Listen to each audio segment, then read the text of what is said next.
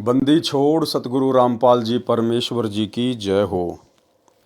परमपिता परमात्मा सारी सृष्टि के रचनहार कुल मालिक असंख्य ब्रह्मांडों के स्वामी जगत गुरु तीनों लोकों में प्रवेश करके सबका भरण पोषण करने वाले राजाधिराज आत्माधार नाथों के नाथ देवों के देव महादेव सर्वेश्वर महेश्वर मृत्युंजय अजरो अमर आदि अनादि सनातनी प्रभु जगत पिता जगदीश्वर श्री श्री 1008 की उपाधि के वास्तविक अधिकारी अकाल मूर्ति सौद स्वरूपी राम वासुदेव सर्वगतम ब्रह्म परम पूज्य प्रथम पूज्य परम संत परम पुरुष परम धनी परम दयालु सत्य कबीर हक्का कबीर अल्लाहू अकबर बाखबर अल्लाह ताला जगत के तारणहार जगत के मुक्तिदाता जगत के जगन्नाथ हारे के सहारे हिंदुओं के राम मुसलमानों के अल्लाह सिखों के वाहेगुरु ईसाइयों के मसीह दया के सागर दयानिधि करुणा के सागर करुणानिधि स्वयंभू परिभू संकट मोचन कष्ट हरण मंगल करण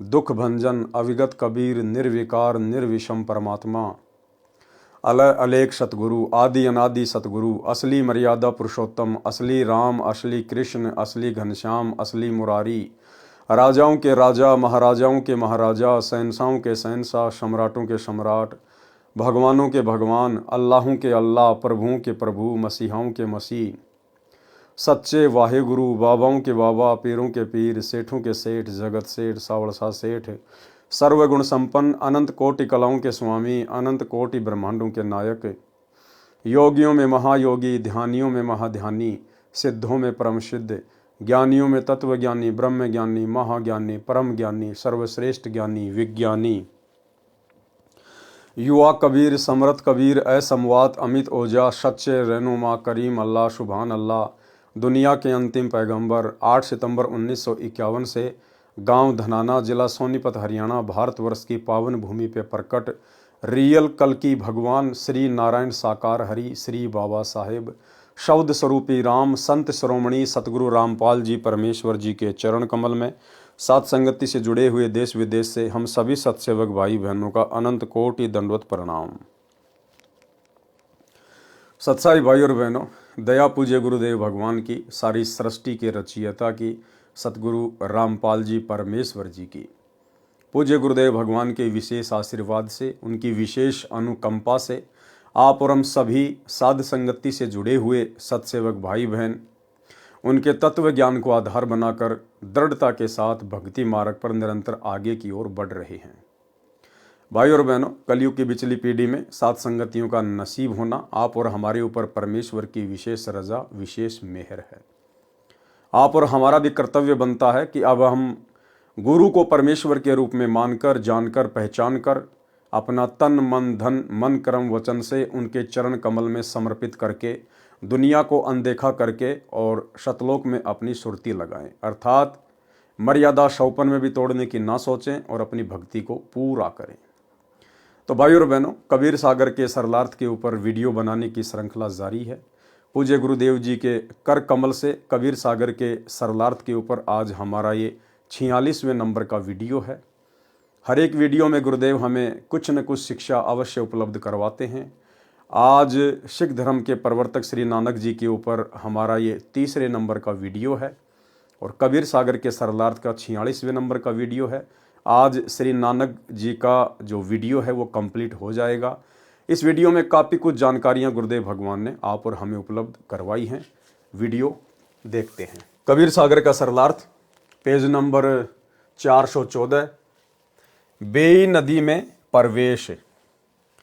जीवन 10 गुरु साहिब से ज्यों का ज्यों सहाभार। गुरु जी प्रत्येक प्रातः बेई नदी में, जो कि शहर सुल्तानपुर के पास ही बहती है, स्नान करने के लिए जाते थे। एक दिन जब आपने पानी में डुबकी लगाई तो फिर बाहर ना आए। कुछ समय उपरांत आप जी के सेवक ने जो कपड़े पकड़कर नदी के किनारे बैठा था, घर जाकर जयराम जी को खबर सुनाई कि नानक जी डूब गए हैं। तो जयराम जी तैराकों को साथ लेकर नदी पर गए। आप जी को बहुत ढूंढा किंतु आप नहीं मिले। बहुत देखने के पश्चात सब लोग अपने अपने घर चले गए। भाई जयराम जी के घर बहुत चिंता और दुख प्रकट किया जा रहा था कि 3रे दिन सवेरे ही एक स्नान करने वाले भगत ने घर आकर बहन जी को बताया कि आपका भाई नदी के किनारे बैठा है। यह सुनकर भाईया जयराम जी बेई नदी की तरफ दौड़ पड़े और जब जब पता चलता गया और बहुत से लोग भी वहां पहुंच गए। जब इस तरह आपके चारों तरफ लोगों की भीड़ लग गई, आप जी चुपचाप अपनी दुकान पहुंच गए। आप जी के साथ स्त्री और पुरुषों की भीड़ दुकान पर आने लगी। लोगों की भीड़ देखकर गुरुजी ने मोदी खाने का दरवाजा खोल दिया। भाई और बहनों, पॉइंट है, ध्यान से सुनना। लोगों की भीड़ देखकर गुरुजी ने मोदी खाने का दरवाजा खोल दिया और कहा, जिसको जिस चीज की जरूरत है वह उसे ले जाए। मोदी खाना लुटाने के पश्चात गुरुजी फकीरी चोला पहनकर शमशान घाट में जा बैठे। यानी जब वापस सतलोक से आए थे वो नानक जी नहीं थे। रंग रूप शरीर अवश्य नानक जी का लोगों को दिखाई दे रहा था, लेकिन वो स्वयं कबीर परमात्मा थे, सतगुरु रामपाल जी थे। भाई और बहनों, यदि नानक जी होते तो जिस प्रकार सीधे अपनी दुकान पर गए और लोगों की भीड़ इकट्ठा हो गई, अगर नानक जी होते तो वो कभी भी भीड़ को ये ना कहते कि जिसको जो चाहिए ले जाओ, क्योंकि नानक जी को पता था कि मैं यहां पर नौकर हूं और ये सुल्तानपुर के नवाब के यहां पे मैं नौकरी कर रहा हूं और मुझे प्रत्येक चीज का हिसाब देना पड़ेगा। क्योंकि बाकी दिन तो नानक जी पैसे लिया करते थे, सामान दिया करते थे। उससे पहले तो नानक जी ने कभी नहीं कहा कि ले जाओ, जिसको जो मर्जी सामान चाहिए ले जाओ ले जाओ। भला तीसरे दिन जब बेई नदी से बाहर आए, उसके बाद जब सीधा अपनी दुकान पर गए तो क्यों सारा मोदी खाना लुटवा दिया फ्री में? क्योंकि भाई और बहनों, उस समय नानक जी के रूप में परमात्मा थे, कबीर जी थे, सतगुरु रामपाल जी थे। और परमात्मा कभी भी जो देता है वो मोल भाव करके नहीं देता। दाता एक राम, भिखारी सारी दुनिया। वो परमेश्वर कभी भी मोल भाव नहीं करता। वो परमेश्वर केवल देता है, उसके बदले कुछ लेता नहीं है। तो नानक जी के रूप में स्वयं कबीर परमात्मा सतगुरु रामपाल जी थे और परमेश्वर ने कहा कि जिसको जो चाहिए मोदी खाने से सामान ले जाओ। पूरा मोदी खाना उन्होंने लुटवा दिया। तो ये भी एक सबूत है कि सतलोक से जब वापस आए थे तो नानक जी नहीं थे, स्वयं कबीर परमेश्वर जी थे। लोगों की भीड़ देखकर गुरुजी ने मोदी खाने का दरवाजा खोल दिया और कहा, जिसको जिस चीज की जरूरत है वह उसे ले जाए। मोदी खाना लुटाने के पश्चात गुरुजी फकीरी चोला पहनकर शमशान घाट में जा बैठे। मोदी खाना लुटाने और गुरुजी के चले जाने की खबर जब नवाब को लगी तो उसने मुंशी द्वारा मोदी खाने की किताबों का हिसाब जयराम को बुलाकर पड़ताल करवाया। हिसाब देखने के पश्चात मुंशी ने बताया कि गुरुजी के 760 रुपए सरकार की तरफ अधिक हैं। इस बात को सुनकर नवाब बहुत खुश हुआ। उसने गुरुजी को बुलाकर कहा कि उदास न हो, अपना फालतू पैसा और मेरे पास से लेकर मोदी खाने का काम जारी रखें। पर गुरुजी ने कहा, अब हमने ये काम नहीं करना, हमें कुछ और काम करने का भगवान की तरफ से आदेश हुआ है। नवाब ने पूछा, क्या आदेश हुआ है? तब गुरुजी ने मूल मंत्र उच्चारण किया, ओमकार सत्य नामो कर्ता पुरुष निर्भव निर्वयु अकाल मूर्ति अजूनी सब गुरु प्रसादी। नवाब ने पूछा कि यह आदेश आपको भगवान ने कब दिया? गुरुजी ने बताया कि जब हम बेई में स्नान करने गए थे तो वहां से हम सचखंड अपने स्वामी के पास चले गए थे। वहां हमें आदेश हुआ कि नानक जी ये मंत्र आप जपो और बाकियों को जपा कर कलयुग के लोगों को पार लगाओ। इसलिए अब हमें अपने मालिक के इस हुक्म की पालना करनी है। इस संदर्भ को भाई गुरदास जी वार 1 पौड़ी 24 में लिखते हैं। बाबा पैदा सचखंड नौ निधि नाम गरीबी पाई। अर्थात बाबा नानक जी सचखंड गए, वहां आपको 9 निधियों का खजाना, नाम और निर्भयता प्राप्त हुई। यहां बेई किनारे जहां गुरु जी बेई से बाहर निकलकर प्रकट हुए थे, गुरुद्वारा संत घाट अथवा गुरुद्वारा बेर साहिब बहुत सुंदर बना हुआ है। इस स्थान पर ही गुरु जी प्रातः स्नान करके कुछ समय के लिए भगवान की तरफ ध्यान करके बैठते थे। जीवन 10 गुरु साहिब नामक पुस्तक से लेख समाप्त। भाई बाले वाली जन्म साखी में अद्भुत प्रमाण, यानी सिख समाज जो ये मानता है अपनी अज्ञानता और नादानी के चलते कि श्री नानक जी का कोई भी गुरु नहीं था, तो गुरुदेव भगवान जन्म साखी भाई बाले वाली से ही इसका प्रमाण देंगे, क्योंकि भाई बाला और भाई मर्दाना ये दो नानक जी के विशेष शिष्य थे, सदा उनके साथ में रहा करते थे। तो भाई बाला ने जो भी लिखा वो बिल्कुल सत्य लिखा है। भाई बाले वाली जन्म साखी में अद्भुत प्रमाण। भाई बाले वाली जन्म साखी एक मान्य ग्रंथ है जो गुरु ग्रंथ की तरह ही सत्य ज्ञान का प्रतीक माना जाता है, जिसके ज्ञान को सिख समाज परम सत्य मानता है, क्योंकि यह जन्म साखी भाई बालाजी द्वारा आंखों देखा कानों सुना ज्ञान है जो श्री नानक देव साहिब जी ने बोला था तथा बालाजी ने बताया तथा दूसरे गुरु श्री अंगद जी ने लिखा था। जन्म साखी के पृष्ठ 299 व 300 पर साखी कूना पर्वत की चली। कूना पर्वत पे जाकर नानक जी के रूप में कबीर परमेश्वर सतगुरु रामपाल जी ने एक सिद्ध के साथ में गोष्ठी की थी, ज्ञान चर्चा की थी। कूना पर्वत कहाँ है? धरती पे नहीं है, ऊपर अंतरिक्ष में है, लाखों किलोमीटर ऊपर। तो कबीर परमेश्वर जी नानक जी के रूप में भाई बाला और मर्दाना को वहां पर लेकर गए थे, और वहां पर कूना पर्वत पर एक सिद्ध के साथ में क्या गोष्ठी हुई थी, जिसमें नानक जी ने अपने गुरु का वर्णन दिया है। जन्म साखी के पृष्ठ 299 300 पर साखी कूना पर्वत की चली में गोष्ठी सिद्धा नाल हुई है। इसमें प्रकरण है कि श्री गुरु नानक जी कूना पर्वत पर गए, उनके साथ भाई बालाजी तथा मर्दाना जी थे। कूना पर्वत की गुफा में कुछ सिद्ध पुरुष नाथ पंथ के रहते थे। उनके साथ ज्ञान गोष्ठी में श्री नानक जी ने प्रश्न के उत्तर में कहा था कि एंकार हमारा नाब अपने गुरु की बलि जाऊं। मर्दाने ने पूछा कि हे गुरु जी, क्या आपका भी कोई गुरुजी है? मर्दाने ने नानक जी से पूछा, क्या आपका भी कोई गुरुजी है? तब नानक जी ने कहा कि हे मर्दाना, मेरा इतना बड़ा गुरु है जो बिना करतार की कृपा के अपनी दृष्टि में नहीं आता, जो बिना करतार की कृपा के दृष्टि में नहीं आता। इसका मतलब वो कबीर परमात्मा जिसको चाहेगा उसी को अपनी पहचान करवाएगा, वो उसी का ज्ञान योग खोलेगा, उसी की दिव्य दृष्टि खोलेगा। और इसका जीता जागता प्रमाण आज वर्तमान में भी है। वही कबीर परमात्मा जो बेई नदी पर नानक जी को मिले थे, आज इस भारत देश की पवित्र भूमि पर 8 सितंबर 1951 से परम पूज्य परमेश्वर सतगुरु रामपाल जी के रूप में स्वरूप में प्रकट हैं। सन 1994 से अपना यथार्थ 13वां कबीरपंथ शुरू कर चुके हैं। पिछले 30 वर्षों से अनमोल ज्ञान दे रहे हैं, और इन 30 वर्षों में उनके कई लाखों की संख्या में शिष्य हो चुके हैं। लेकिन उन लाखों में से केवल चंद ही आत्माएं हैं, 5 या 10% बड़ी मुश्किल से, जिनको सतगुरु रामपाल जी ने स्वयं के परमेश्वर होने के विषय में उनकी दिव्य दृष्टि खोलते हुए जानकारी दी है। केवल साध संगति से जुड़े हुए सत्सेवक भाई बहन ही वो शिष्य हैं, वो फॉलोवर हैं, जिनकी दिव्य दृष्टि, जिनका ज्ञान योग कबीर परमेश्वर सतगुरु रामपाल जी ने हल्का सा खोला है। और गुरुदेव भगवान ने स्वयं की पहचान करवाई है कि तुम्हारा गुरु कोई गांव धनाने का जांट नहीं है, सचखंड का शहंशाह है जिसने सारी सृष्टि रची है। इसके अलावा सतलोक आश्रमों से जुड़ी हुई 90% संगत का ज्ञान योग अभी तक नहीं खुला है। उनके ऊपर दिव्य दृष्टि की किसी भी प्रकार की कोई रजा नहीं हुई है।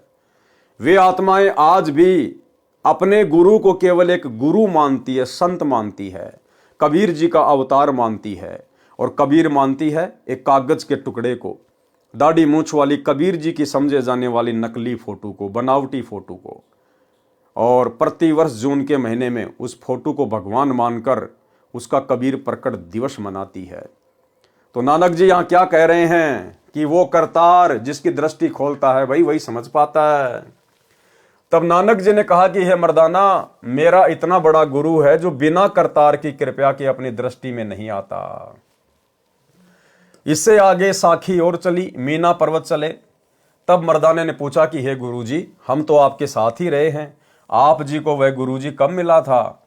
गुरु नानक जी ने उत्तर दिया कि उस समय तक तुम मेरे पास नहीं आए थे, जब हम मिलने गए थे। तब मर्दाने ने कहा कि जी कब मिलने गए थे?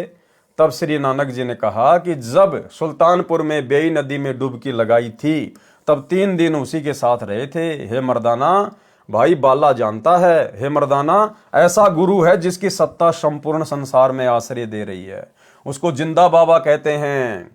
हे मर्दाना, जिंदा उसी को कहते हैं जो काल के अधीन न आवे, अपितु काल उसके अधीन है। क्या कहते हैं भाई और बहनों उसको? जिंदा। और जिंदा कौन होता है? स्वयं कबीर परमात्मा।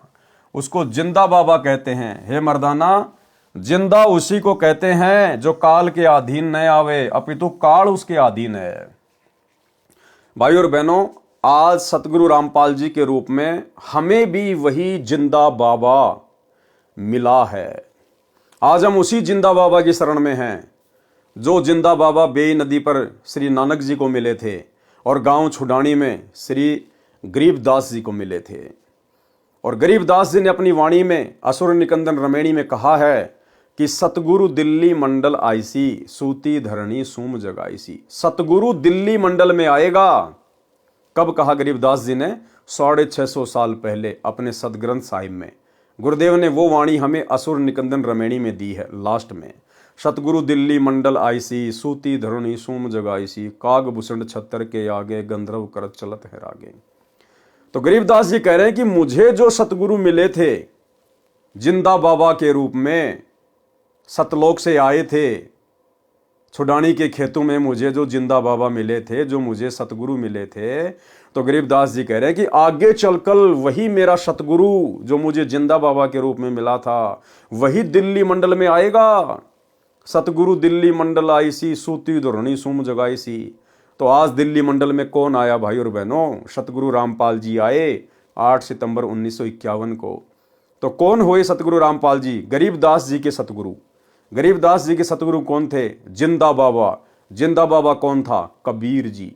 तो आज हमें जो पूज्य गुरुदेव भगवान प्राप्त हैं, हमें जिनकी शरण प्राप्त है, ये स्वयं जिंदा बाबा हैं, ये स्वयं कबीर साहिब हैं, गरीबदास जी के सतगुरु हैं, गरीबदास जी के जिंदा बाबा हैं। आप और हमारा कितना बड़ा सौभाग्य कि परमेश्वर ने हमें हल्की सी सद्बुद्धि देकर और अपनी वाणियों के खुलासों के माध्यम से ये जानकारी करवा दी कि तुम्हारा गुरु कोई गांव धनाने का जांट नहीं है, माँ के गर्भ से जन्म लेकर आया हुआ कोई मानुष नहीं है, कोई जीव नहीं है। और इसीलिए फिर गरीबदास जी ने हम भक्तों को बार बार अपनी वाणियों के माध्यम से चेताया है कि कलयुग की बिचली पीढ़ी वाले भक्तों, धोखा मत खा जाना। मेरा सतगुरु ही आगे चल के दिल्ली मंडल में आएगा, जिंदा बाबा, सतगुरु दिल्ली मंडल आईसी। इसलिए गरीबदास जी ने बार बार हमें आगाह किया है कलयुग की बिचली पीढ़ी वालों को अपने सदग्रंथ साहिब में कि जो मेरा सतगुरु दिल्ली मंडल में आएगा, जिंदा बाबा, जिसको तुम अपना गुरु धारण करोगे, उसको मानुष मानने की गलती मत करना। गुरु मानुष कर जानते, वो नरकइये अंध, ओवें दुखी संसार में आ गए यम के फंदे। तो गरीबदास जी ने अपनी अनेकों वाणियों में हमें बहुत अच्छे से सावधान किया है। उसको जिंदा बाबा कहते हैं। हे मर्दाना, जिंदा उसी को कहते हैं जो काल के अधीन ना हो, अपितु काल उसके अधीन है। श्री नानक जी का गुरु था अन्य प्रमाण। साखी कंधार देश की चली। जन्म साखी के पृष्ठ 470-471 पर एक मुगल पठान ने पूछा कि आपका गुरु कौन है? श्री नानक जी ने उत्तर दिया कि जिंदा पीर है, वह परमेश्वर ही गुरु रूप में आया था, उसका शिष्य सारा जहां है। फिर साखी रुक्कनदीन काजी के साथ हुई। जन्म साखी के पृष्ठ 183 पर कुछ वाणी इस प्रकार है। नानक आखे रुक्कनदीन साचा सुनहूं जवाब, खालक आदम सिरजिया आलम बड़ा कबीर। कायम दायम कुदरती सिर पीरा दे पीर, सजदे करे खुदाई नु आलम बड़ग्य कबीर। भावार्थ, श्री नानक जी ने कहा कि रुक्कनदीन काजी, जिस खुदा ने आदम जी की उत्पत्ति की है, वह बड़ा परमात्मा कबीर है। वही पृथ्वी पर सतगुरु की भूमिका करता है, वही पृथ्वी पर सतगुरु की भूमिका करता है। कौन? स्वयं बड़ा परमात्मा, आलम बड़ा कबीर, कायम दायम सिरजिया सब पीरा दे पीर। वो स्वयं ही पृथ्वी पर आकर सतगुरु की भूमिका करता है। नानक जी अपने गुरु के विषय में कह रहे हैं, कबीर परमात्मा के विषय में कह रहे हैं कि वो स्वयं ही पृथ्वी पर आकर सतगुरु की भूमिका करता है। तो आज जो महापुरुष इस कलयुग की बिचली पीढ़ी में सतगुरु की भूमिका में हैं, फिर भला ये कौन है? ये स्वयं कबीर परमात्मा हैं, अल्लाहों के अल्लाह, प्रभुओं के प्रभु हैं। दूसरी बात भाइयों और बहनों, यदि आप लोगों को लगता है कि सतगुरु तो कबीर जी के लिए कहा है, भाई अगर सतगुरु शब्द कबीर जी के लिए कहा जाता है, कौन से कबीर जी के लिए?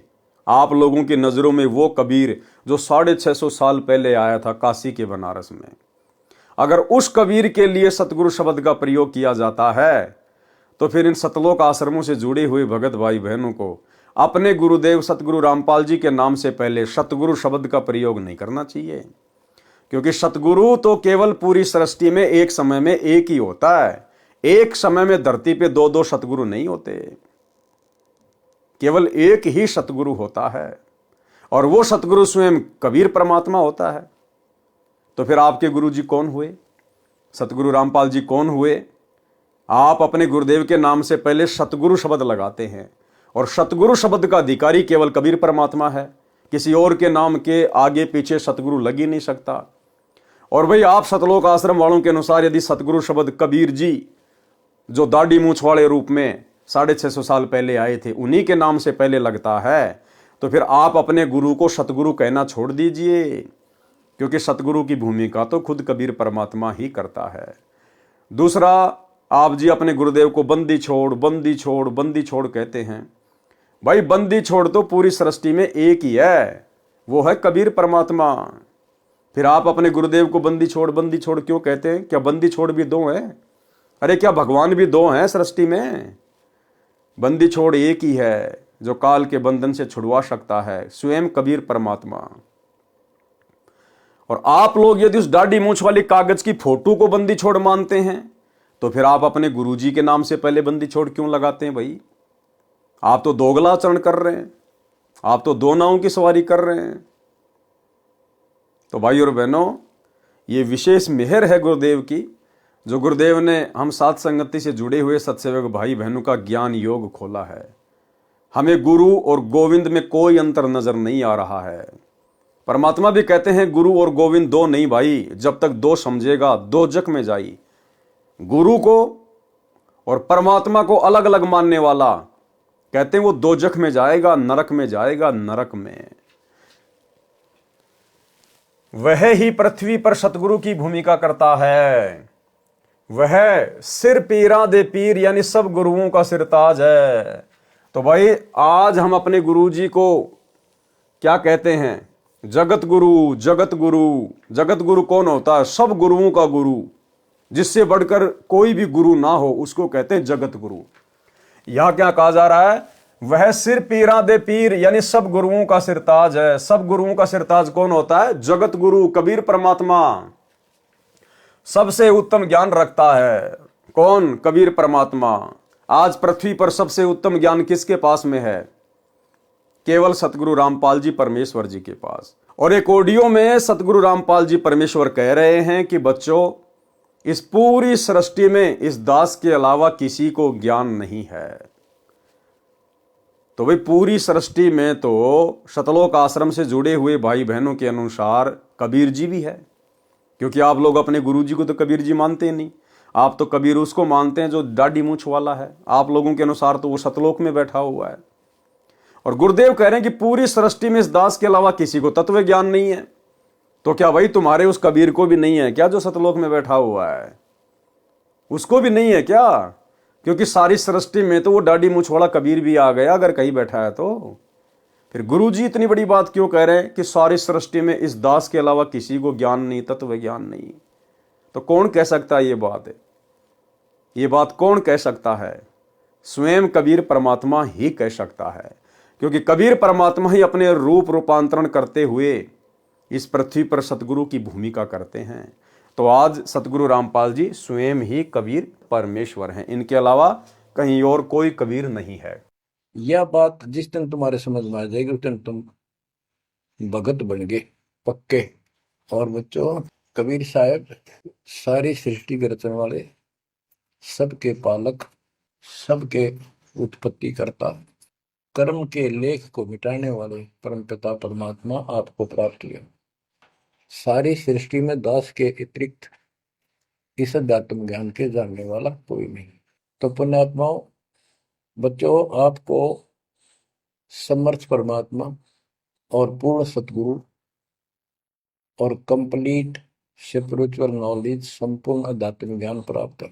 सबसे उत्तम ज्ञान रखता है। वह कायम यानी श्रेष्ठ दायम यानी समर्थ परमात्मा कुदरती है। मुसलमान अल्लाह कबीर कहते हैं। कबीर का अर्थ बड़ा करके बड़ा अल्लाह अर्थ करते हैं। श्री नानक जी ने यह भी स्पष्ट कर दिया है कि वह बड़ा आलम कबीर है। मुसलमान जिसे अल्लाह कबीर कहते हैं यानी बड़ा अल्लाह कहते हैं। जन्म साखी में कबीर तथा बड़ा दोनों शब्द लिखे हैं, जिससे कबीर का अर्थ कबीर ही रहेगा तथा बड़ा शब्द भी रहेगा। इसलिए स्पष्ट हुआ कि बड़ा परमात्मा कबीर है। वह बड़ा आलम कबीर है जो धानक रूप में काशी में लीला करके गया है, जिसका प्रमाण श्री गुरु ग्रंथ साहिब जी के पृष्ठ 24, 721, 731 पर पूर्व में लिख दिया गया है। उसमें स्पष्ट है। तथा कबीर सागर पवित्र ग्रंथ भी भाई बालाजी ने जैसे प्रत्येक सुना लिखा है, ऐसे ही धनी धर्मदास जी ने परमेश्वर कबीर जी से सुना ज्ञान लिखा है, जो पहले भी पढ़ा अब नीचे पढ़ें। पवित्र कबीर सागर में प्रमाण विशेष विचार। पूरे गुरु ग्रंथ साहिब में कहीं प्रमाण नहीं है कि श्री नानक जी परमेश्वर कबीर जी के गुरु थे। जैसे गुरु ग्रंथ साहिब आदरणीय तथा प्रमाणित है, ऐसे ही पवित्र कबीर सागर भी आदरणीय तथा प्रमाणित सदग्रंथ है तथा श्री गुरु ग्रंथ साहिब से पहले का है। इसीलिए तो सैकड़ों वाणी कबीर सागर सदग्रंथ से गुरु ग्रंथ साहिब में ली गई हैं। पवित्र कबीर सागर में विस्तृत विवरण है नानक जी तथा परमेश्वर कबीर साहिब जी की वार्ता का तथा श्री नानक जी के पूज्य गुरुदेव कबीर परमेश्वर जी थे। कृपया निम्न पढ़ें। विशेष प्रमाण के लिए कबीर सागर सवसम वेद बोध प्रश्न नंबर 158 से 159 से। नानक शाकीन तप भारी, सब विधि भय ज्ञान अधिकारी, भक्ति भावता को समझाया, ता पर सतगुरु की नो दाया। जिंदा रूप धर्यो तब भाई, हम पंजाब देश चले आई, अनहद बानी कियो पुकारा, सुन के नानक दर्श निहारा। सुन के अमर लोक की बाणी, नानक परया निज समर्थ ज्ञानी। नानक वचन। आवा पुरुष महागुरु ज्ञानी, अमर लोक की सुनी न बानी, अर्ज सुनो प्रभु जिंदा स्वामी, कह अमर लोक रहा निज धामी। काहुन कही अमर निज बानी, धन्य कबीर परम गुरु ज्ञानी, कोई न पावे तुमरो भेदा, खोज थके ब्रह्मा चहु वेदा। जिंदा वचन। नानक तुम बहुते तप कीन्या, निरंकार बहुते दिन चीन्या, निरंकार ते पुरुष निनारा, अजर दीपता की टकसारा। नानक तुम बहुते तप कीन्या, निरंकार बहुते दिन चीन्या, निरंकार ते पुरुष निनारा, अजर दीपता की टकसारा। पुरुष बिछो भयो जब ते, काल कठिन मगरो क्यों तब ते, इत तब सरिस भक्ति नहीं होई, क्योंकि परम पुरुष ने भेटू कोई। जब ते हम ते बिछुरे भाई, 60,000 जन्म भगत तुम पाई, धरि धरि जन्म भक्ति भल कीन्या, फिर काल चक्र निरंजन दीन्या। गहूँ मम शब्द तो उतरो पारा, बिन शत शब्द लहे यम द्वारा, तुम बड़ भगत भव सागर आवा, और जीव की कौन चलावा। निरंकार सब सृष्टि भुलावा, तुम करी भक्ति लौट क्यों आवा। नानक वचन। धन्य पुरुष तुम यह पद भाखी, ये पद हमसे गुप्त कह राखी, जब लो हम तुमको नहीं पावा, अगम अपार भरम फैलावा। कहो गोसाई हम ते ज्ञाना, परम पुरुष हम तुमको जाना, धनी जिंदा प्रभु पुरुष पुराना, बिरले जन तुमको पहचाना। भये दयाल पुरुष गुरु ज्ञानी, दियो पान परवाना बानी, भली भई तुम हमको पावा, सकलो पंथ काल को ध्यावा। तुम इतने अब भये निनारा, फेर जन्म ना होए तुम्हारा, भली सुरती तुम हमको चीन्या, अमर मंत्र हम तुमको दीन्या। सौ वेद हम कही निज बानी, परम पुरुष गति तुम्हें बखानी। नानक वचन। धन्य पुरुष ज्ञानी कर तारा, जीवन काज प्रकटे संसारा, धनी करता तुम बंदी छोड़ा, ज्ञान तुम्हारा महाबल जोरा। दिया नाम दान किया उबारा, नानक अमर लोक पग धार्या। भावार्थ, परम पूज्य कबीर प्रभु एक जिंदा महात्मा का रूप बनाकर श्री नानक जी से मिलने पंजाब में गए। तब श्री नानक साहिब जी से वार्ता हुई। तब परमेश्वर कबीर जी ने कहा कि आप जैसी पुण्यात्मा जन्म मृत्यु का कष्ट भोग रहे हो, फिर आम जीव का कहाँ ठिकाना। जिस निरंकार को आप प्रभु मानकर पूज रहे हो, पूर्ण परमात्मा तो इससे भी भिन्न है, वह मैं ही हूं। जब से आप मेरे से बिछड़े हो, 60,000 जन्म तो अच्छे अच्छे उच्च पद भी प्राप्त कर चुके हो। जैसे सतयुग में यही पवित्र आत्मा राजा अमरीश तथा त्रेता युग में राजा जनक, जो सीता जी के पिताजी थे, हुए, तथा कलयुग में श्री नानक साहिब जी हुए। फिर भी जन्म मृत्यु के चक्कर में ही हो। मैं आपको सत शब्द अर्थात सच्चा नाम जाप मंत्र बताऊंगा, उससे आप अमर हो जाओगे। श्री नानक साहिब जी ने प्रभु कबीर जी से कहा कि आप बंदी छोड़ भगवान हो, आपको कोई बिरला सौभाग्यशाली व्यक्ति ही पहचान सकता है। क्या कहा नानक जी ने? श्री नानक जी ने प्रभु कबीर जी से कहा कि आप बंदी छोड़ भगवान हो। आज हम बंदी छोड़ किसको कहते हैं? सतगुरु रामपाल जी को।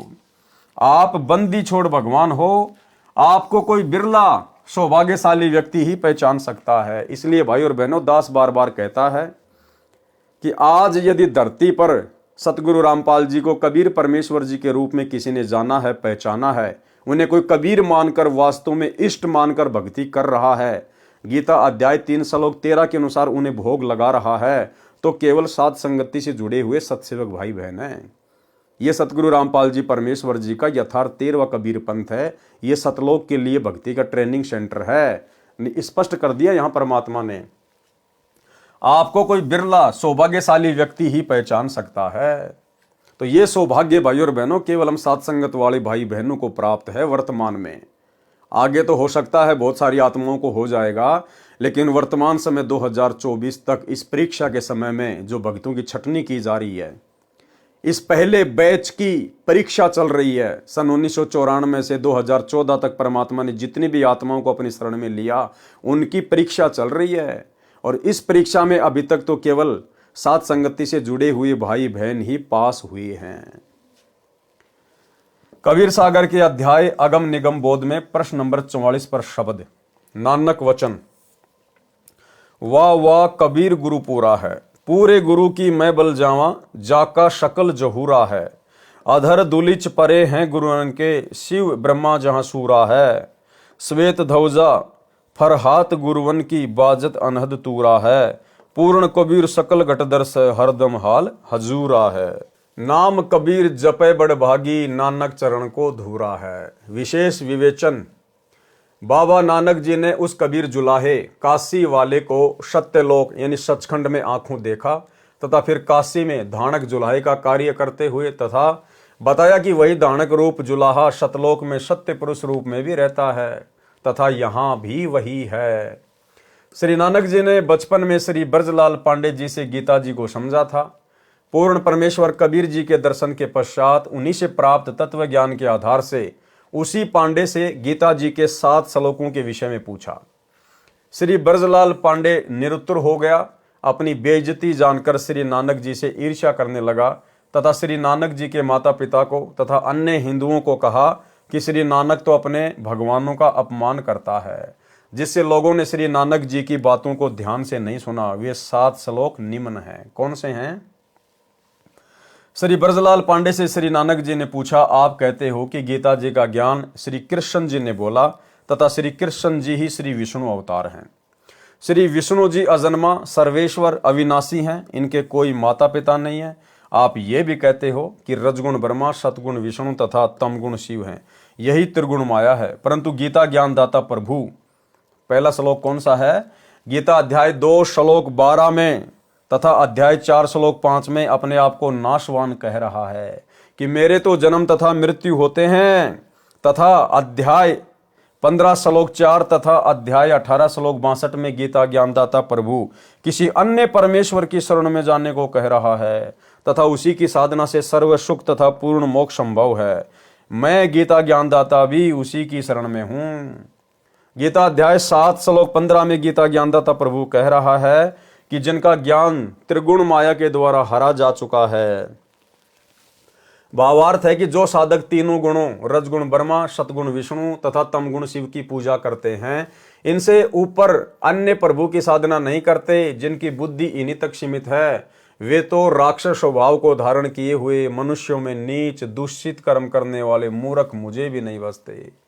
उपरोक्त तीनों प्रभुओं की पूजा मना है। फिर गीता ज्ञानदाता ब्रह्म काल अध्याय 7 श्लोक 18 में अपनी साधना को भी अनुत्तमाम अति घटिया कह रहा है। इसलिए गीता अध्याय 18 श्लोक 62 में कहा है कि पूर्ण मोक्ष तथा परम शांति के लिए उस परमेश्वर की शरण में जा। गीता अध्याय 4 श्लोक 34 में प्रमाण है कि उसके लिए किसी तत्वदर्शी संत की खोज कर। मैं उस परमात्मा के विषय में पूर्ण जानकारी नहीं रखता। उसी तत्वद्रष्टा संत द्वारा बताए ज्ञान अनुसार उस परमेश्वर की भक्ति कर। यही प्रश्न परमेश्वर कबीर साहिब जी ने श्री नानक जी से बेई नदी के किनारे पर किया था। जिस तत्व ज्ञान को समझकर तथा कबीर परमेश्वर के सत्य पुरुष रूप में सतलोक सचखंड में तथा धानक रूप में बनारस काशी में दर्शन करके समर्पण करके तत्व ज्ञान को जन जन तक पहुंचाया तथा पूर्ण मोक्ष प्राप्त किया। विशेष पवित्र सिख समाज इस बात से सहमत नहीं है कि श्री नानक साहिब जी के गुरुजी काशी वाला धानक जुलाहा कबीर साहिब जी थे। इसके विपरीत श्री नानक साहिब जी को पूर्ण ब्रह्म कबीर साहिब जी का गुरुजी कहा है। परंतु श्री नानक साहिब जी के पूज्य गुरुजी का नाम क्या है, इस विषय में पवित्र सिख समाज मौन है, जबकि स्वयं श्री गुरु नानक साहिब जी श्री गुरु ग्रंथ साहिब जी में महिला फर्स्ट की अमृतवाणी में स्वयं स्वीकार करते हैं कि मुझे गुरुजी जिंदा रूप में आकर मिले। वही धानक जुलाहा रूप में सत कबीर हक्का कबीर नाम से पृथ्वी पर भी थे तथा ऊपर अपने सचखंड में भी वही विराजमान है जिन्होंने मुझे अमृत नाम दिया। आदरणीय श्री नानक साहिब जी का आविर्भाव यानी जन्म सन 1469 तथा सतलोकवास सन 1539। पवित्र पुस्तक जीवनी 10 गुरु साहिबान आदरणीय कबीर साहिब जी धानक रूप में मृत मंडल में सन 1398 में सहशरीर प्रकट हुए तथा सहशरीर सतलोक गमन सन 1518 में पवित्र कबीर सागर। दोनों महापुरुष 49 वर्ष तक समकालीन रहे। श्री गुरु नानक साहिब जी का जन्म पवित्र हिंदू धर्म में हुआ। प्रभु प्राप्ति के बाद कहा कि न कोई हिंदू न मुसलमाना अर्थात अज्ञानतावश दो धर्म बना बैठे। सर्व एक परमात्मा सत्य पुरुष के बच्चे हैं। श्री नानक देव जी ने कोई धर्म नहीं बनाया बल्कि धर्म की बनावटी जंजीरों से मानव को मुक्त किया तथा शिष्य परंपरा चलाई। जैसे गुरुदेव से नाम दीक्षा लेने वाले भक्तों को शिष्य बोला जाता है, उन्हें पंजाबी भाषा में सिख कहने लगे। जैसे आज इस दास के लाखों शिष्य हैं, परंतु यह धर्म नहीं है। सर्व पवित्र धर्मों की पुण्यात्माएं आत्म कल्याण करवा रही हैं। यदि आने वाले समय में कोई धर्म बना बैठे तो वह दुर्भाग्य ही होगा। भेदभाव तथा संघर्ष की नई दीवार ही बनेगी, परंतु लाभ कुछ नहीं होगा। विशेष केवल एक ही बात को कि कौन किसका गुरु तथा कौन किसका शिष्य है वाद विवाद का विषय न बनाकर सच्चाई को स्वीकार करना चाहिए। कुछ देर के लिए श्री नानक साहिब जी को परमात्मा कबीर साहिब कबीर देव जी का गुरु जी मान लें। ये विचार करें कि इन महापुरुषों ने गुरु शिष्य की भूमिका करके हमें कितनी अनमोल वाणी रचकर दी है तथा हम कितना उनका अनुसरण कर पा रहे हैं। आज किसी व्यक्ति का जन्म पवित्र हिंदू धर्म में है, वह अपनी साधना तथा इष्ट को सर्वोच्च मान रहा है।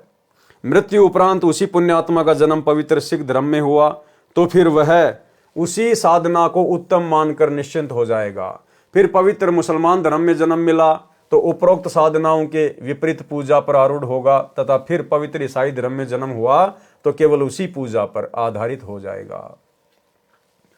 फिर कभी पवित्र आर्य समाज में वही पुण्यात्मा जन्म लेगी तो केवल हवन यज्ञ करने को ही मुक्ति मार्ग कहेगा।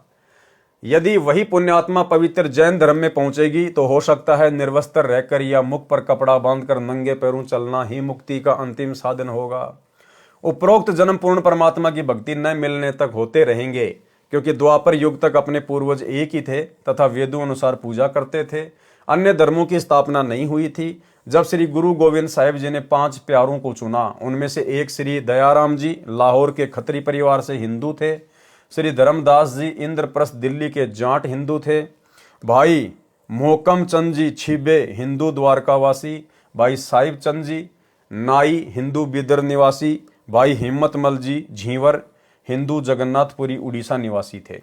जीवन 10 गुरु साहिबान लेखक सोडी तेजा सिंह प्रकाशक भाई चतर सिंह, जीवन सिंह, अमृतसर, पृष्ठ नंबर 343 344। इसलिए अपने संस्कार मिले जुले हैं। भले ही उपरोक्त पंच प्यारे उस समय अपनी भक्ति साधना गुरु ग्रंथ साहिब के अनुसार, गुरुओं की आज्ञा अनुसार कर रहे थे, परंतु सर्व हिंदू समाज से संबंध रखते थे। उस समय गुरुओं के अनुयायियों को सिख कहते थे, हिंदी भाषा में शिष्य कहते हैं। इस कारण से एक अलग भक्ति मार्ग पर चलने वाले जन समूह को सिख कहने लगे। अब यह एक अलग धर्म का रूप धारण कर गया। जैसे वर्तमान में कई पंथों के लाखों अनुयायी हैं, उनको भी अन्य नामों से संबोधित किया जाता है। जैसे राधा स्वामी पंथ के अनुयायियों को कहते हैं ये तो राधा स्वामी हैं, परंतु ये सर्व धर्मों के व्यक्तियों का समूह है।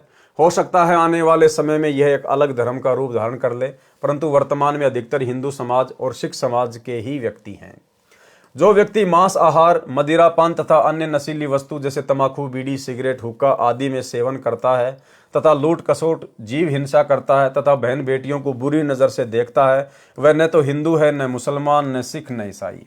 क्या उपरोक्त बुराई करने का सर्व पवित्र धर्मों के सदग्रंथों में विवरण है? नहीं। उपरोक्त बुराई युक्त व्यक्ति कभी प्रभु प्राप्ति नहीं कर सकता तथा न ही वह धार्मिक हो सकता। एक समय यह दास एक दोस्त सिख अधिकारी के साथ किसी सिख की शादी में गया। वहां पर श्री गुरु ग्रंथ साहिब जी के अखंड पाठ का भोग पड़ा। सर्व उपस्थित व्यक्तियों ने प्रसाद लिया, फिर खाना खाने के लिए साथ में ही लगे टेंट में प्रवेश हुए, जहां पवित्र अमृतवाणी का भोग पड़ा था तथा जहां खाना खाया। दोनों के बीच केवल कनात यानी कपड़ा लगी थी।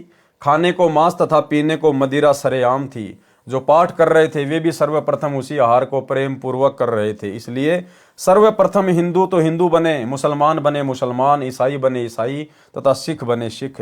फिर हम प्रभु भक्ति करने योग्य होंगे। प्रभु साधना भी अपने सदग्रंथों में वर्णित विधि अनुसार करने से प्रभु प्राप्ति होगी, अन्यथा मानव शरीर व्यर्थ हो जाएगा। हम एक कुल मालिक की संतान हैं। सत्ज्ञान न होने से हिंदू मुसलमान के झगड़े, हिंदू सिख के झगड़े, मुसलमान ईसाई के झगड़े धर्म के श्रेष्ठता और अश्रेष्ठता के कारण है। विश्व युद्ध में भी इतना रक्तपात नहीं हुआ होगा जितना धर्म के खतरे की आड़ में हो चुका है। धार्मिकता के खतरे की तरफ ध्यान न देने से अनेक बुराइयां सर्व पवित्र धर्मों में घर कर चुकी हैं। सर्व पवित्र धर्मों में 1% व्यक्ति होते हैं जो 99% को आपस में लड़वा कर मरवा देते हैं। इससे विपरीत हिंदू हिंदू को मार रहा है, सिख सिख को काट रहा है, मुसलमान मुसलमान को परेशान कर रहा है, ईसाई ईसाई का दुश्मन बना हुआ है, आर्य समाजी पर ही मुकदमे किए बैठा है, कबीर पंथियों के दुश्मन बने हैं। और भाइयों और बहनों, अज्ञानता के कारण, संत रामपाल जी के तत्व ज्ञान को गहराई से ना समझ पाने के कारण आज संत रामपाल जी के पंथ में भी ये बुराई घर कर चुकी है। हालांकि आगे सफलता प्राप्त नहीं कर पाएगी, लेकिन वर्तमान में तो सतगुरु रामपाल जी का परिवार इस बुराई से अछूता नहीं है। आज हम सभी कबीरपंथी हैं। साथ संगत से जुड़े हुए भाई बहन भी कबीरपंथी हैं। सतलोक आश्रम से जुड़े हुए भाई बहन भी कबीरपंथी हैं, क्योंकि हमारे गुरुदेव कबीर जी हैं और कबीर जी के दिखाए रास्ते पर जो चलता उसको कबीरपंथी कहते हैं। तो गुरुदेव कह रहे हैं कि सभी लोग हिंदू हिंदू पर मुकदमे किए बैठे हैं, कबीरपंथी कबीरपंथियों पर मुकदमे किए बैठे हैं। और भाई और बहनों, इस पवन दास पर सतलोक आश्रम मैनेजमेंट हरियाणा वालों ने झूठा मुकदमा सतगुरु रामपाल जी के माध्यम से ही करवा डाला। अब सोचिए भाई और बहनों, हमारे गुरुदेव इतनी बड़ी बात लिख रहे हैं। अब इतनी बड़ी बात लिखने वाले और समाज को शिक्षा देने वाले कि ऐसे आपस में मुकदमे नहीं करने चाहिए, ये अच्छी बात नहीं है, परमात्मा के भक्ति मार्ग में ऐसा नहीं होना चाहिए। तो गुरुजी तो मना कर रहे हैं कि आपस में मुकदमेबाजी नहीं करनी चाहिए। फिर सोचिए भाई और बहनों, मुझ पवन दास के ऊपर सतगुरु रामपाल जी ने मुकदमा क्यों किया? अपने परिवार के कहने पर। अगर आप इसको एक नॉर्मल बात मान के चलोगे तो फिर ये तो दोगली बात हो गई सतगुरु रामपाल जी की। यहां तो कह रहे हैं कि आपस में मुकदमेबाजी नहीं करनी चाहिए। जो आपस में एक दूसरे पर मुकदमा करते हैं उनको ज्ञान नहीं है। और सतगुरु रामपाल जी ने मुझ पवन दास के ऊपर अपने परिवार के कहने से मुकदमा कर दिया। तो नॉर्मल तरीके से अगर आप इस बात को लेकर चलोगे तो ये बात सतगुरु रामपाल जी को दोगला साबित करती है। इसलिए दास आप सभी भाई बहनों को बार बार कहता है कि पूज्य गुरुदेव जी के द्वारा अपने परिवार के कहने पर इस परीक्षा के समय में मुझ पवन दास के ऊपर अपने भक्ति विधान के विपरीत ये 420 का मुकदमा लगाना, मुझ पवन दास को जेल करवाना, ये वर्तमान में उनकी लीला का, उनके मिशन का एक हिस्सा है। क्योंकि वो परमात्मा जिन्होंने सन 1994 से 2014 तक 20 साल तक जो भक्ति की खेती की थी, परमेश्वर ने अब उसमें से भूस को अलग करना था और गेहूं को अलग करना था और माध्यम बनाया मुझ पवन दास को 2 कोटि के जीव को भक्तों की परीक्षा के लिए। इसलिए भाइयों और बहनों, इस पवन दास के ऊपर जो गुरुद्रोही का टैग लगा हुआ है, ये गुरुदेव भगवान की लीला का, उनके मिशन का एक हिस्सा है। जो चंद भाई बहनों को तो समझ में आ गया, जो साथ संगति से जुड़े हुए हैं। बाकी आत्माओं की जो आश्रमों से जुड़ी हुई हैं, अभी उनकी आंखें बंद हैं, समय आने पर खुल जाएंगी। ईसाई का ईसाई दुश्मन बना हुआ है, आर्य समाजियों पर ही मुकदमे किए बैठा है। कबीर पंथियों के दुश्मन बने हैं तथा अन्य आश्रमों तथा डेरों के महंतों व संतों के आपस में कत्लेआम तथा मुकदमे तत्व ज्ञान के अभाव के कारण ही हो रहे हैं। क्या कह रहे हैं गुरुदेव? ये क्यों हो रहा है? तत्व ज्ञान के अभाव के कारण। तो क्या हमारे गुरुजी को भी तत्व ज्ञान नहीं है क्या, जो मेरे ऊपर मुकदमा कर दिया? अरे दुनिया को ऐसी शिक्षा देने वाला गुरु, क्या उनके पास भी तत्व ज्ञान नहीं है? जो अपने कर कमल से लिखित पुस्तक के विपरीत, अपने शब्दों के विपरीत मुझ पवन दास पे मुकदमा कर रहा है। तो भाई और बहनों, ये उनकी लीला का, उनके मिशन का एक हिस्सा है। मुझदास का जन्म पवित्र हिंदू धर्म में हुआ तथा वर्तमान में जो भी पूजाएं उपलब्ध थी सभी कर रहा था। 17 फरवरी 1988 फाल्गुन मास की अमावस्या विक्रमी संवत 2045 को तत्वदर्शी संत परम पूज्य स्वामी राम देवानंद जी महाराज के दर्शन हुए। ये जो स्वामी राम देवानंद जी महाराज हैं भाई और बहनों, इनको तत्व ज्ञान नहीं था, ये तत्वदर्शी संत नहीं थे। ये तो 650 साल पहले जिस प्रकार कबीर जी ने पंडित रामानंद जी को अपना मुंह बोला गुरु बनाया था, गुरु शिष्य परंपरा का निर्वाह करते हुए, ठीक इसी प्रकार वर्तमान में भी ये लीला चल रही है।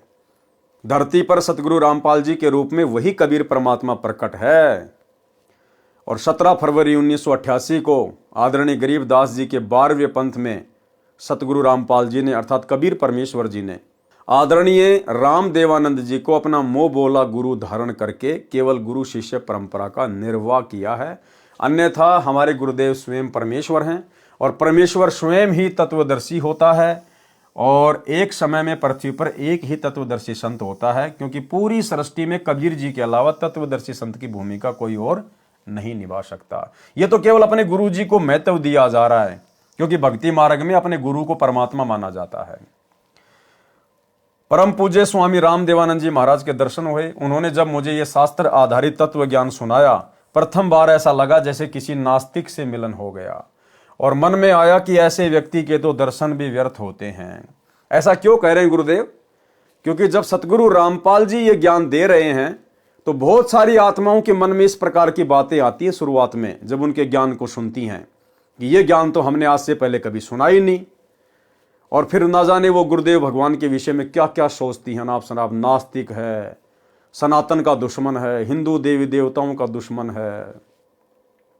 तो आगे चलकर जब उन आत्माओं को ये ज्ञान समझ में आए तो उसके बाद उन आत्माओं को पछतावा ना हो कि भाई ऐसे महापुरुष के बारे में ना जाने हमारे मुंह से क्या क्या शब्द निकल गए थे, नास्तिक है, ये है, वो है। तो गुरुदेव उन आत्माओं को सांत्वना देते हुए यहां पर लिख रहे हैं कि भाई मेरे साथ भी शुरुआत में ऐसे ही बनी थी, इसलिए यदि तुम लोगों ने भी कभी मेरे प्रति ऐसा सोचा हो तो अपने मन में इस दोष को निकाल देना, अपने मन से इस बात को निकाल देना।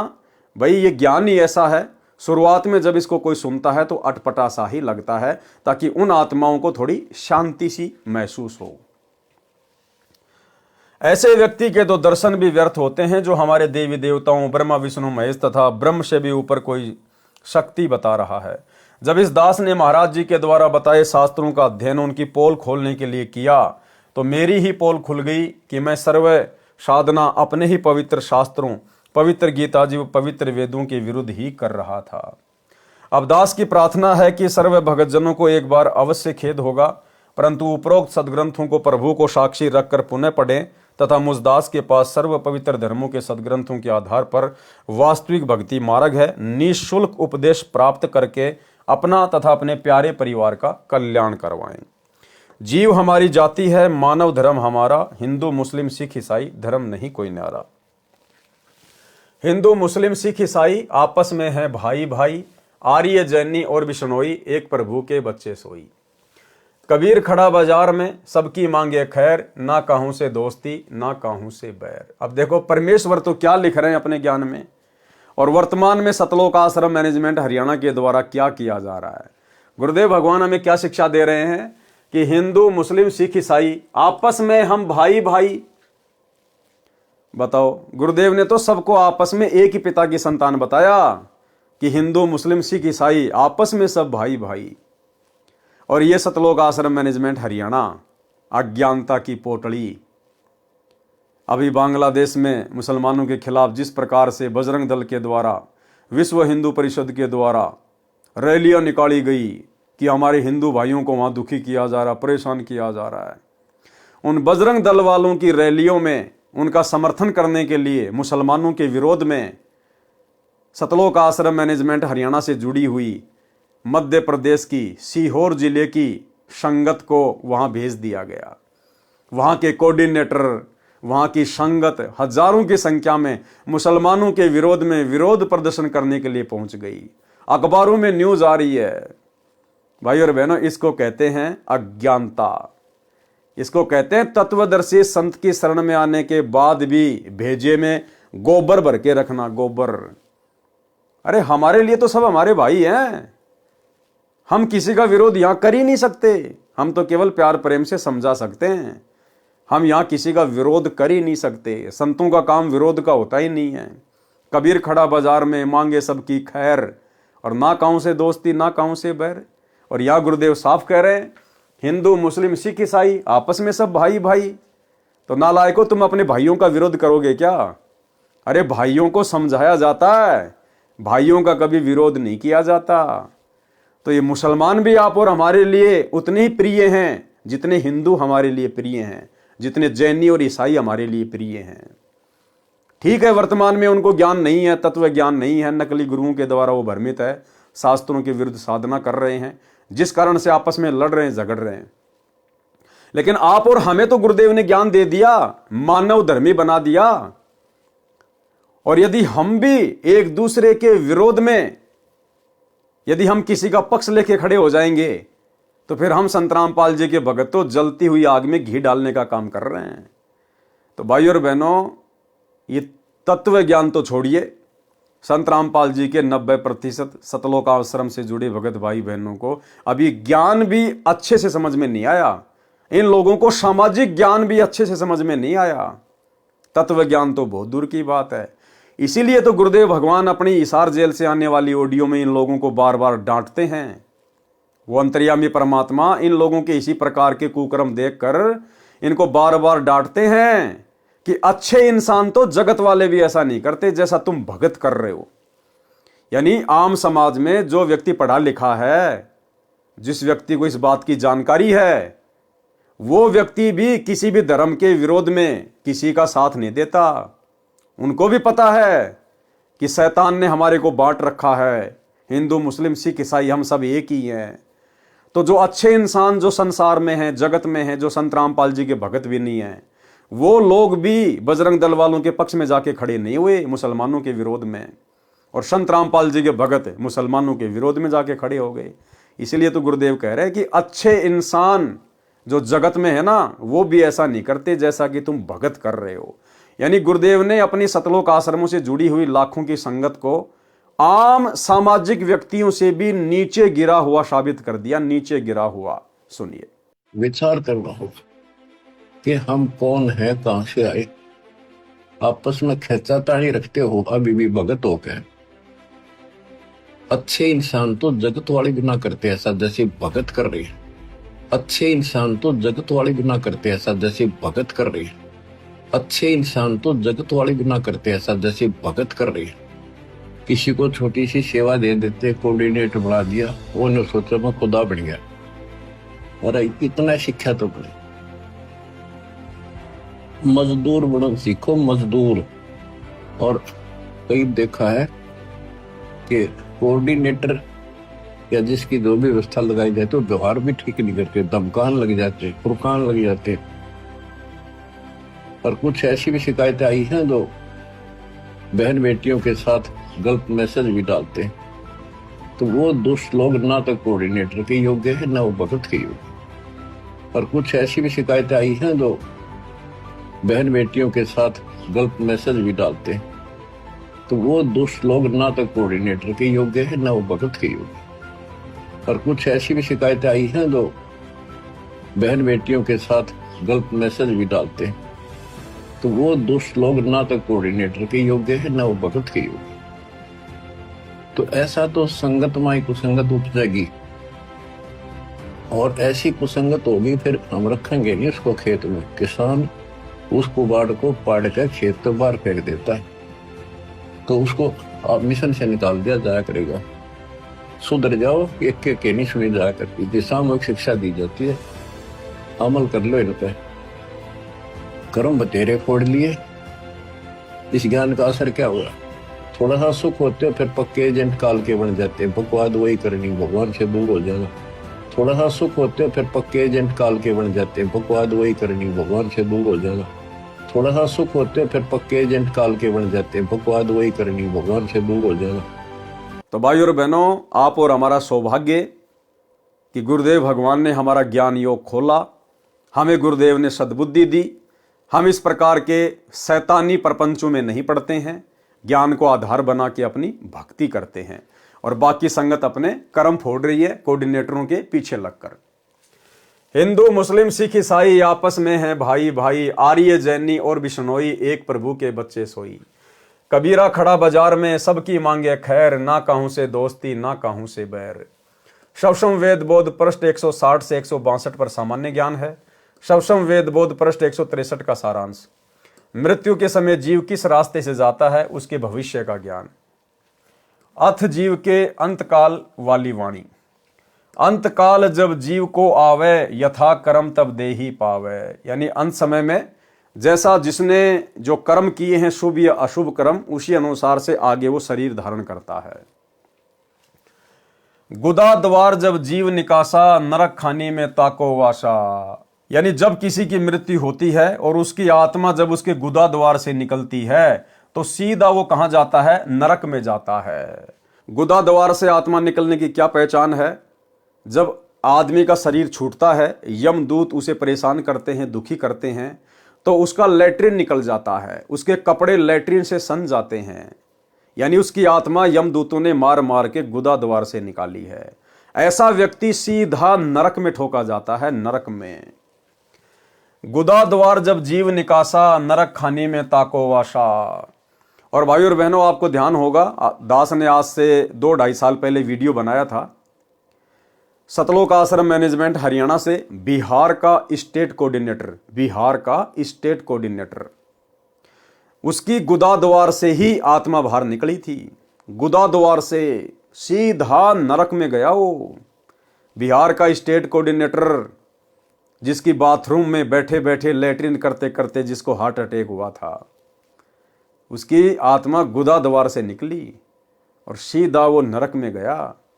सोचिए, स्टेट कोऑर्डिनेटरों की यह हालत है, तो उन कोऑर्डिनेटरों के पीछे आंख बंद करके चल रही संगत का क्या हाल होगा। और हाल हो भी रहा है, आए दिन अकाल मौत आप देख ही रहे हैं।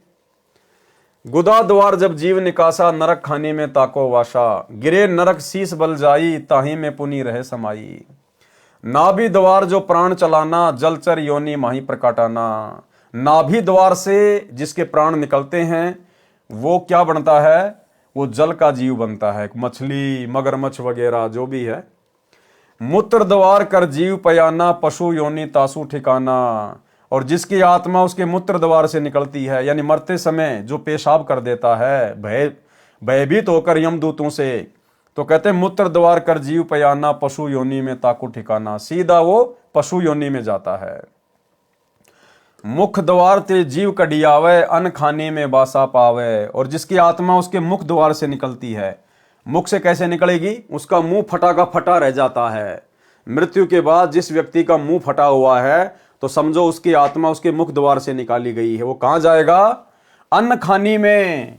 जैसे ये अनाज के अंदर जो जीवाणु जो पैदा हो जाते हैं गेहूं में, सरसों में, बाजरे में, जो जीवाणु पैदा हो जाते हैं, ढोरे, सुरसी, वो ऐसी योनियों में जाता है। श्वास द्वार ते जीव जब जाता, अंडज खानी में सो प्रकटता। वो कहाँ जाता है? अंडज खानी में, यानी वो पक्षी बनता है। जो अंडे से जो उत्पत्ति होती है, चाहे किसी जैसे छिपकली की भी जो है अंडे से होती है, बाकी जो पक्षी हैं उनकी भी अंडे से होती है। नेत्र द्वार जब जीव से धारा, मक्खी आदिक तन सो धारा। और आंखों से जिसकी आत्मा निकाली जाती है, यानी मरते समय जिसकी आंखें फटी की फटी रह जाती हैं, तो समझो उसकी आत्मा कहां से निकली है? नेत्र द्वार से। वो कहां जाएगा? वो मक्खी की योनि में जाता है। मक्खी और कीट पतंग की योनियां वो प्राप्त करता है। श्रवण द्वार ते जीव जब चाल्या, श्रवण यानी कान, प्रेत दे पावे तत्काला, वो भूत की योनि में जाता है। दसम द्वार ते निक्षय प्राणा, राजा होए भोग विधि नाना। और जिसकी आत्मा 10वें द्वार से निकलती है, काल तक की साधना में जो 10वां द्वार है, वो परमात्मा ने ये बताया, हमारी जो खोपड़ी है जहां पर ये चोटी होती है, ये जो खाल है, इसके जस्ट नीचे की तरफ 10वां द्वार होता है। तो 10वें द्वार से जिसकी आत्मा निकलती है, वो राजा वगैरह बन जाता है, बहुत बड़ा कोई पैसे वाला बन जाता है। थोड़े बहुत समय वो राज भोगता है, आराम करता है, बड़े मज़े लेता है, मनुष्य योनि प्राप्त करता है। उसके बाद फिर उसके कर्म बिगड़ेंगे, क्योंकि राजा बनेगा तो सबसे ज़्यादा पाप करेगा। भाई तब से राज मद मानम, जन्म तीसरे शुक्र स्वानम। फिर राजा कहाँ जाएगा? सीधा मरने के बाद में नरक में। नरक से फिर सीधे गधे की योनि में। एक हरि की भक्ति बिन राजा गधा होय, माटी लदे कुमार की घास न डाल कोई। रंभ द्वार ते जीव जब जाता, परम पुरुष के लोक समाता। और रम द्वार यानी सुषमणा द्वार से जिसकी आत्मा निकलती है, और सुषमणा द्वार से आत्मा उसी की निकलेगी जिसको पूर्ण संत प्राप्त होगा, जिसको सतनाम का सुमरण प्राप्त होगा, और जो आजीवन मर्यादा में रहेगा गुरु को इष्ट मानकर, उसकी आत्मा रम द्वार से निकलेगी। 12वें द्वार से परमात्मा उसको फिर सतलोक में लेके जाएगा। इन वाणियों में नाभि द्वार का भी वर्णन है। इसको संत गरीबदास जी ने बड़वानल का द्वार भी कहा है। नाभि के नीचे अन्य 10 द्वार तो सामान्य संत भगत भी जानता है, परंतु 12वें द्वार का ज्ञान केवल इस लेखक रामपाल दास को है, अन्य को नहीं है। नाभि द्वार शरीर के अंदर ही खुलता है, इसलिए इसको मुख्य द्वारों में नहीं गिना जाता। पृष्ठ 164 से 170 तक 4 मुक्तियों तथा कबीर परमेश्वर का अंतर्ध्यान होने का गलत प्रकरण है। ठीक पढ़े इसी पुस्तक में कबीर चरित्र बोध के सारांश में। सौसम वेद बोध पृष्ठ 165 पर सतनाम का कुछ सांकेतिक वर्णन है। 3 अंश आगे परमाना, ओहम सोहम को अस्ताना। 8 अंश तवहाँ उपजाए, अंश वंश स्थान बनाए। ओहम सोहम होत उचारा, जन्म रोगा का यही उपचारा। सवसम वेद बोध पृष्ठ 171 का सारांश। इस पृष्ठ पर वह अमृतवाणी लिखी है जिसमें महापुरुष कलयुग के 5505 वर्ष बीत जाने के पश्चात यथार्थ कबीर पंथ प्रारंभ होगा, और जो महापुरुष उस पंथ का संचालक प्रवर्तक होगा वह अपने ज्ञान को पूरे विश्व में फैलाएगा। परमेश्वर कबीर जी का ज्ञान संसार में फैलेगा तथा सारा संसार भक्ति करेगा। देखो भाई और बहनों, क्या कहा जा रहा है? यथार्थ कबीर पंथ प्रारंभ होगा, और जो महापुरुष उस पंथ का संचालक या उसका प्रवर्तक होगा वह अपने ज्ञान को पूरे विश्व में फैलाएगा। क्या कहा जा रहा है? वह अपने ज्ञान को। तो आज यथार्थ 13वें कबीर पंथ के संचालक, उसके प्रवर्तक कौन है? हमारे पूज्य गुरुदेव सतगुरु रामपाल जी। तो सतगुरु रामपाल जी क्या करेंगे? वह अपने ज्ञान को, ध्यान रखना, अपने ज्ञान को पूरे विश्व में फैलाएगा। फिर आगे क्या कह रहे हैं? परमेश्वर कबीर जी का ज्ञान संसार में फैलेगा।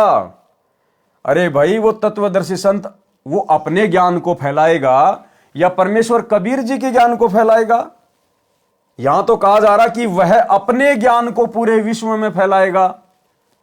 और फिर आगे क्या कह दिया? परमेश्वर कबीर जी का ज्ञान संसार में फैलेगा। तो कौन हुआ वो तत्वदर्शी संत? स्वयं कबीर परमात्मा। हमारे गुरुदेव स्वयं कबीर परमेश्वर हैं। परमेश्वर एक सेंटेंस में क्या संकेत कर जाते हैं, एक बार फिर से देख लीजिएगा।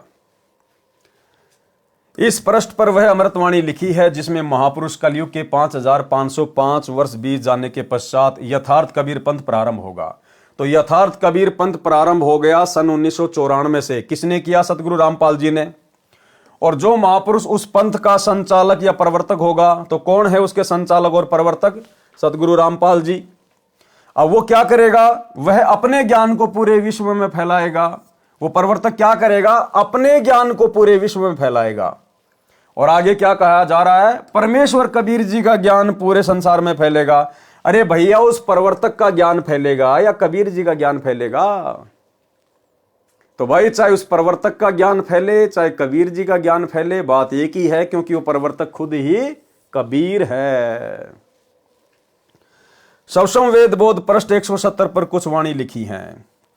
शवसम वेद बोध की स्फुट वार्ता चौपाई। 1,80,000 पीर पैगंबर और अवतारा, 100 शब आही निरंजन बंसा, तंदर करे निज पिता प्रशंसा।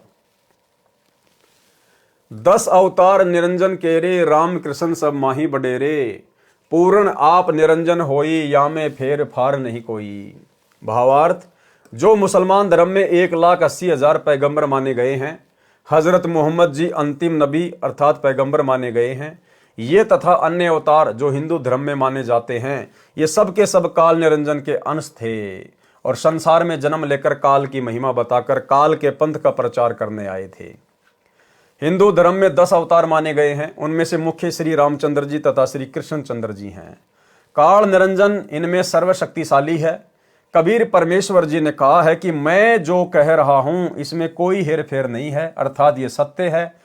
पृष्ठ 171 पर अंतिम वाणियों में कहा है कि पूर्ण परमात्मा का यथार्थ ज्ञान देने के लिए मेरा भेजा हुआ मेरा अंश उस समय आएगा जब कलयुग 5505 वर्ष बीत जाएगा। वह मेरी सत्य साधना का फरमान संदेशा लेकर आएगा। उस समय हिंदू, तुर्क यानी मुसलमान या अन्य सब धर्मों में जितने जीव संसार में है, वे सतनाम की महिमा से परिचित होकर निर्वाण यानी मोक्ष मार्ग को ग्रहण करेंगे। जितने भी धर्म के नाम के पंथ हैं तथा काल द्वारा भ्रमित करके परमेश्वर कबीर जी के नाम से 12 पंथ चलाए गए हैं, वे सब तत्व ज्ञान को जो वह महापुरुष प्रमाणित करके बताएगा, उसको सुनकर तथा समझकर उस महापुरुष द्वारा चलाए गए 13वें यथार्थ पंथ में शवतः आकर ऐसे मिल जाएंगे जैसे सरितगण यानी दरियाओं का समूह अपने आप विवश हुआ समुद्र में मिलकर एक हो जाता है। इसी प्रकार सर्वधर्म समूह एक हो जाएंगे, यानी हिंदू, मुस्लिम, सिख, ईसाई, जैनी, बौद्ध, यहूदी, मंगोल, फारसी, जितने भी धर्म है संसार में, ये सब के सब धर्म एक हो जाएंगे। सब अपने नाम के आगे मानव धर्मी लगाएंगे। मानव धर्मी आगे पीछे, मानव धर्मी पवन दास, मानव धर्मी लोकेंद्र दास, मानव धर्मी जितेंद्र दास, जितने भी हैं सब अपने नाम के आगे पीछे मानव धर्मी लगाएंगे। ये जातियां और ये धर्म ये बिल्कुल समाप्त हो जाएंगे।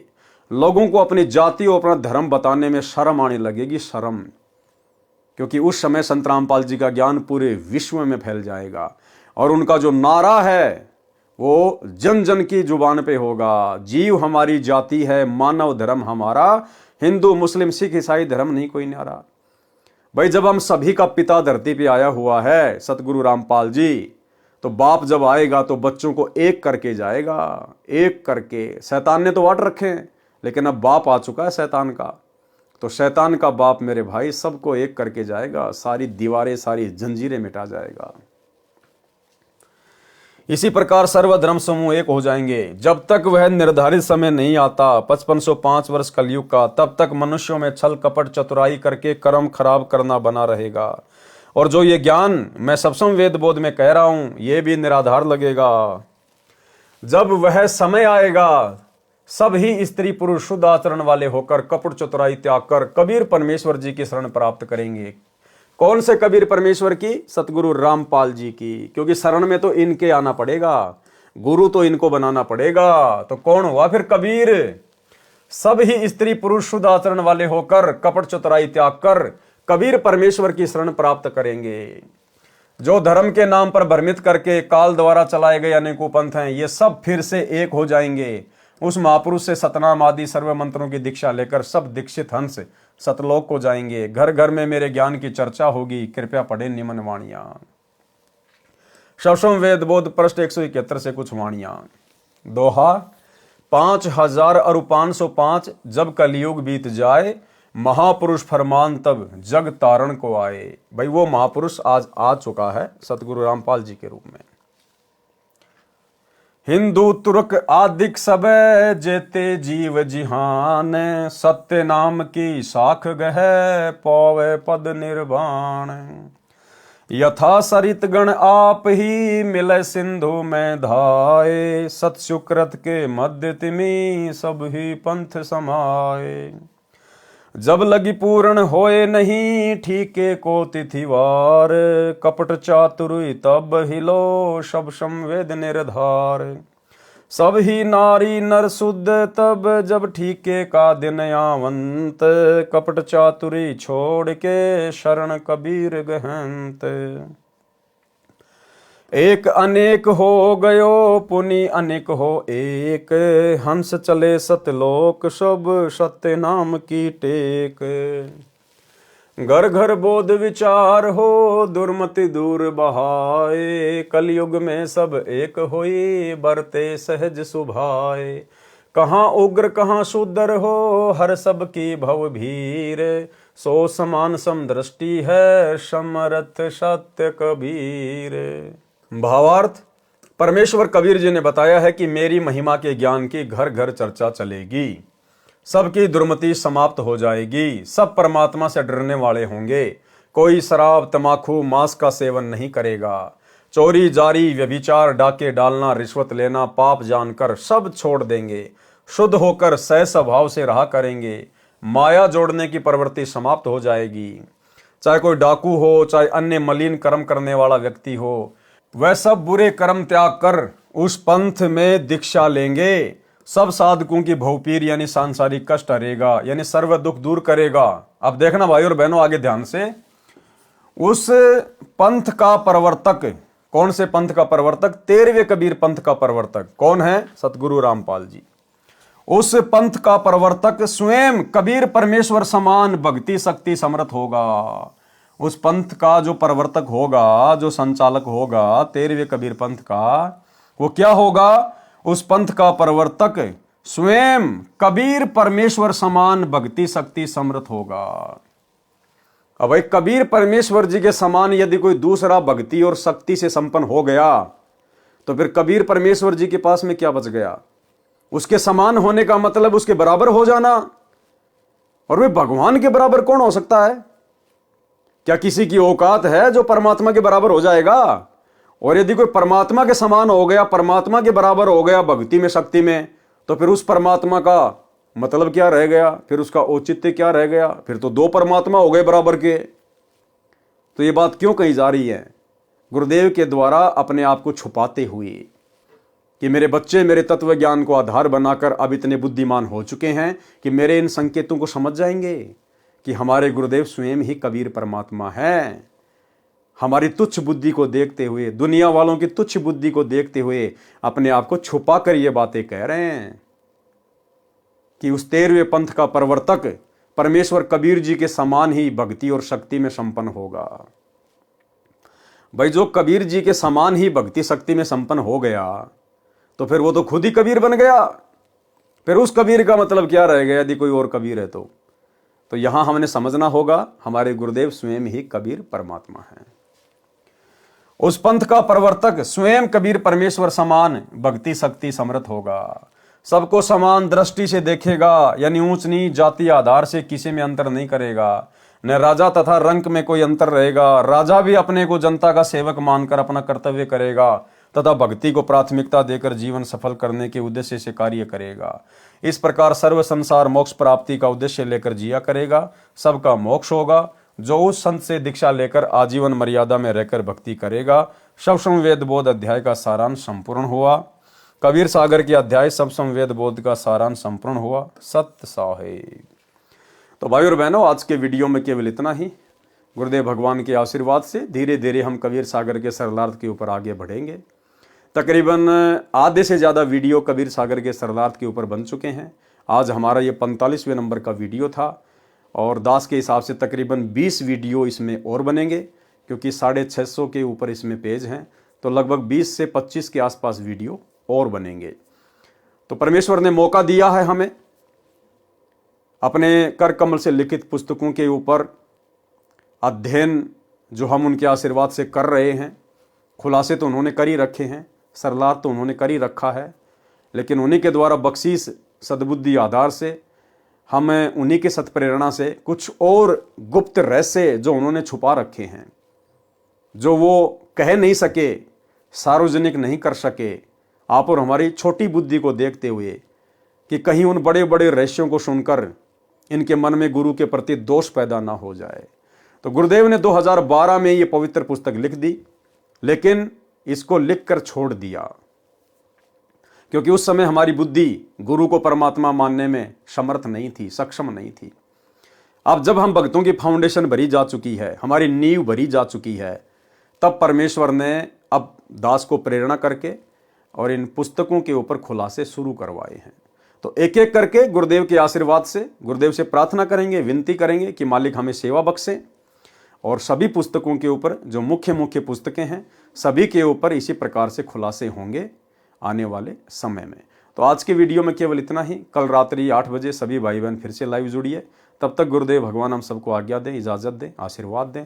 बंदी छोड़ सतगुरु रामपाल जी भगवान की जय हो।